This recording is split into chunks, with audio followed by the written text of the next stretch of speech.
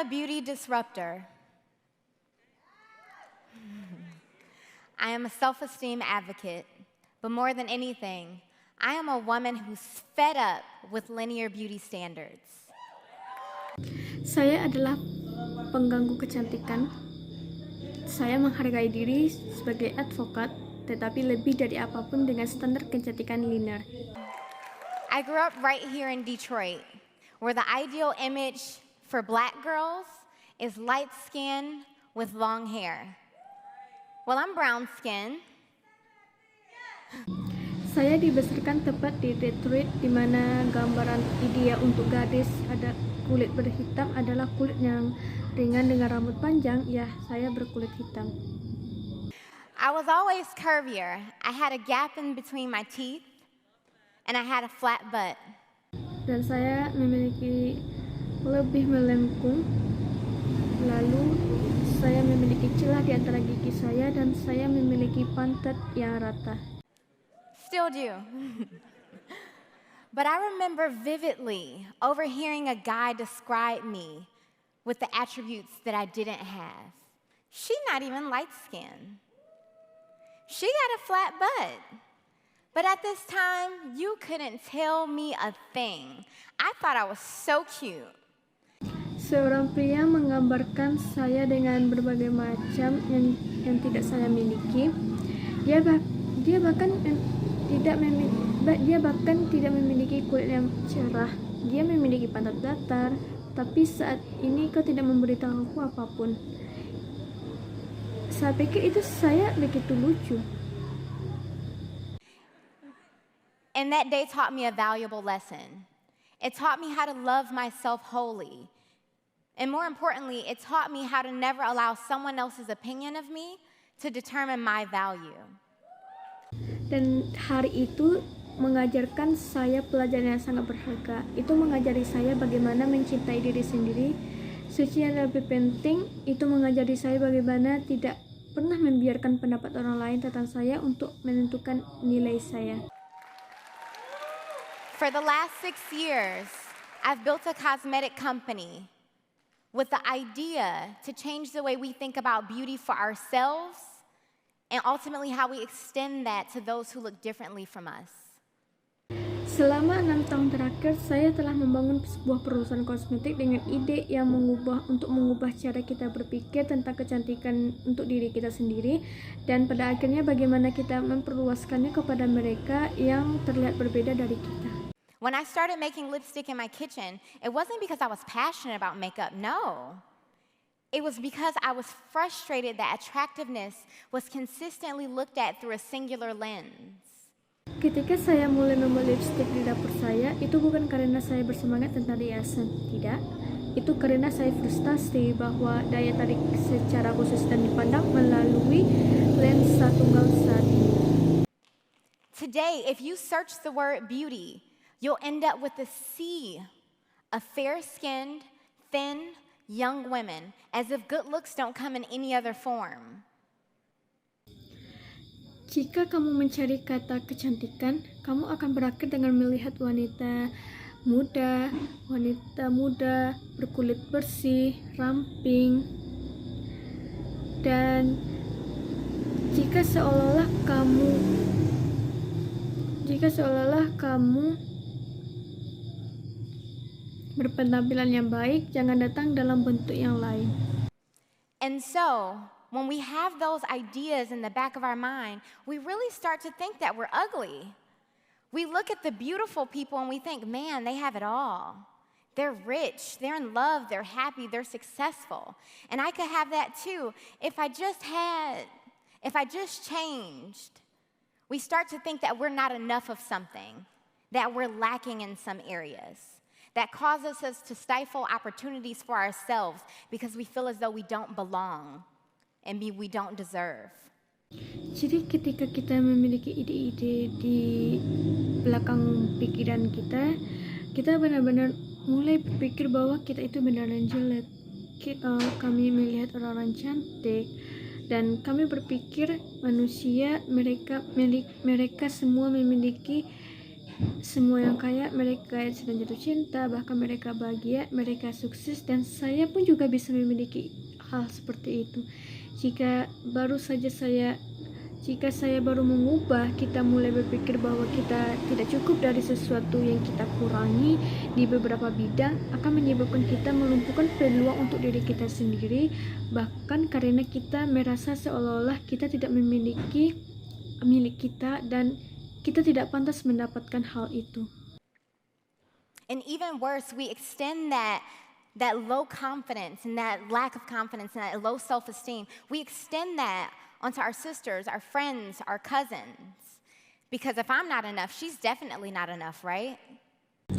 Dan bahkan itu lebih buruk, kita memperluas bahwa kepercayaan diri yang rendah dan kurang kepercayaan diri kita akan memperpanjangnya, atau kita akan menyebarluaskan itu pada saudara perempuan kita, teman kita, bahkan sepupu kita. Karena jika aku tidak cukup, dia tentu saja tidak cukup juga, betul? For years, women were taught that our value was directly linked with our looks, our ability to get married, our ability to have children. And even today, now that women are starting businesses, taking office, taking over the world essentially, we're still relegated to this idea that beauty and our looks are most important. Selama bertahun-tahun, wanita diajarkan bahwa nilai kami itu secara langsung terkait dengan penampilan kita, kemampuan kita untuk menikah, kemampuan kita untuk memiliki anak. Bahkan hari ini, sekarang, para wanita memulai bisnis dan menjabat mengambil ahli dunia. Pada dasarnya kami masih terdegradasi gagasan ini bahwa kecantikan dalam penampilan kami itu paling penting. We see this in every industry, from Serena dominating on the tennis court, to Hillary running for president, all the way down to Louisiana, where a little girl wasn't permitted to go to school because of her braided hairstyle. Now, braids have always been a long-standing part of African and African American beauty culture. And just because you don't practice it doesn't mean that you can't accept or respect it. Kami melihat di setiap industri, dari Serena yang mendominasi lapangan tenis untuk Hillary yang berlari ke arah presiden, sampai ke Louisiana, di mana gadis kecil yang tidak diizinkan pergi ke sekolah karena gaya rambutnya yang dikepang. Sekarang gaya rambut yang dikepang selalu menjadi bagian panjang dari budaya kecantikan Afrika dan Amerika, dan hanya karena itu kamu tidak terlatih, itu tidak berarti kamu tidak bisa menerima ataupun menghormatinya. And I don't know about you, but the last time I checked, my hairstyle didn't prevent me from learning. The tutu that I wear on the tennis court doesn't prevent me from winning a Grand Slam. And the color suit that I wear, it certainly doesn't make me ill-equipped to run a country. Dan aku tidak tahu tentang kamu, tapi terakhir kali saya memeriksa gaya rambut gaya rambut saya itu tidak menghalangi saya untuk belajar hal baru. Dan ketika aku menggunakan pakaian lapang tenis, itu tidak akan membuat aku menang dari Grand Slam, bukan. Dan pakaian warna yang saya pakai tentu saja tidak akan membuat saya siap untuk menjalankan negara seperti presiden. But what's attractiveness anyway? And shouldn't it be subjective? Well, yes and no. What's attractive has become a popularized understanding of our cultural footprint. Tapi apa sih daya tarik, dan tidak seharusnya bukankah itu subjektif? Ya atau tidak? Apa yang menarik telah menjadi pemahaman dipopulerkan dengan jejak budaya kita? What we as individuals believe is attractive is directly stemmed from our environment. That's why men really just want to marry women just like their moms. And as much as we want to hate them for it, they can't help it. That's their first perspective of what beauty and love is. Apa yang kita yakini individu yang menarik secara langsung itu berasal dari lingkungan kita. Itu mengapa para lelaki hanya ingin menikahi dengan wanita yang seperti ibu mereka, dan bahkan kami membenci mereka. Mereka tidak dapat membantunya.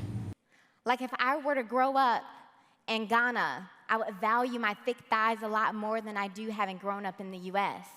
Itu perspektif pertama mereka tentang apa itu kecantikan dan cinta. Seperti jika saya tumbuh dewasa di Ghana, saya akan menghargai hal apapun itu. Lebih dari saya lakukan telah tumbuh di US. And while the world is becoming more interconnected than ever, we're seeing that the global standard of beauty is quickly becoming the Western standard of beauty. So much so that in countries like South Africa or China, where the population is largely people of color, white women are still at the forefront of these commercial campaigns. So it doesn't surprise me to hear that 70% of women in Lagos, Nigeria, bleach their skin, even though skin bleaching has been linked to cancer. Dan sementara dunia menjadi saling berhubungan dari sebelumnya, kita dapat melihat itu dari standar global kecantikan yang cepat adalah menjadi standar kecantikan bagian barat begitu banyak, sehingga di negara-negara seperti Afrika Selatan atau Cina, di mana populasinya sebagian besar orang berkulit putih, para wanita yang masih berada di garis depan kampanye komersial ini, sehingga tidak dapat mengherankan saya mendengar hal itu. 70% wanita di Lago, Nigeria memakai pemutihan kulitnya meskipun kulitnya telah akan dikaitkan dengan kanker. What that tells me is that $10 billion industry is being upheld by this idea that beauty is linear. Ada yang memberitahuku bahwa di industri $10 miliar didukung oleh gagasan bahwa kecantikan itu adalah garis utamanya.